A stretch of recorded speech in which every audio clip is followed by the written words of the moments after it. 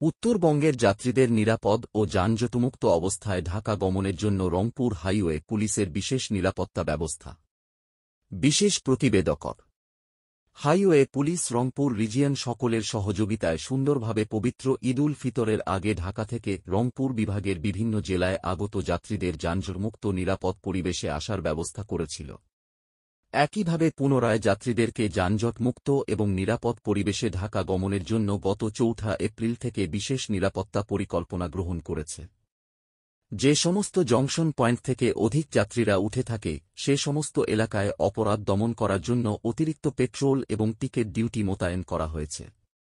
১০ mile, Saidpur, Taraganj, পাগলা পীরের মাজার, বড়দরগা, সঠিবাড়ি, মিঠাপুকুর, পলাশবাড়ি এবং গোবিন্দগঞ্জ এলাকায় পর্যাপ্ত পরিমাণে অফিসার এবং ফোর্স দিবারাত্রি কাজ করছে। এ সমস্ত বড় বড় স্টেশনে খুব অল্প সময়ের মধ্যে যাতে যাত্রীরা বাসে উঠতে পারে সেজন্য কাউন্টারগুলো রিঅ্যারেঞ্জ করা হয়েছে। বিশেষ করে গোবিন্দগঞ্জ বাজারে এবং পলাশবাড়িতে স্থানীয় বাসের কাউন্টারগুলো রাস্তার মাঝখানে নির্মাণাধীন স্থানে নিয়ে আসা হয়েছে, যার ফলে ঢাকা মুখে বাসগুলো সরাসরি চলে যেতে পারছে।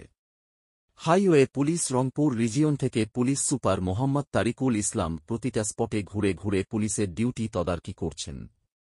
এবারের ঈদ যাত্রায় যানজট মুক্ত করতে হাইওয়ে পুলিশের নেতৃত্বে মহাসড়কে সশস্ত্র বাহিনী যথেষ্ট তৎপর ছিল।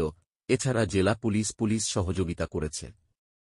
হাইওয়ে পুলিশের তৎপরতার কারণে ঈদের পরবর্তী ৩ দিনে মহাসড়কে মোটরসাইকেল সহ অন্যান্য যানবাহনের দুর্ঘটনা অনেক কম ছিল।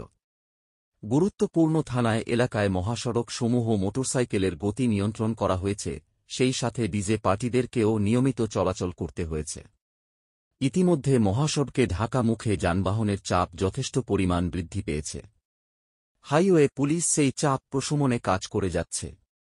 রিজিয়ন অফিসে একটি কেন্দ্রীয় কন্ট্রোল রুম সার্বক্ষণিক যাত্রীদের খোঁজ খবর নিচ্ছে এবং যানজটের সংবাদ পাওয়া মাত্র নিরসনের পদক্ষেপ নিচ্ছে।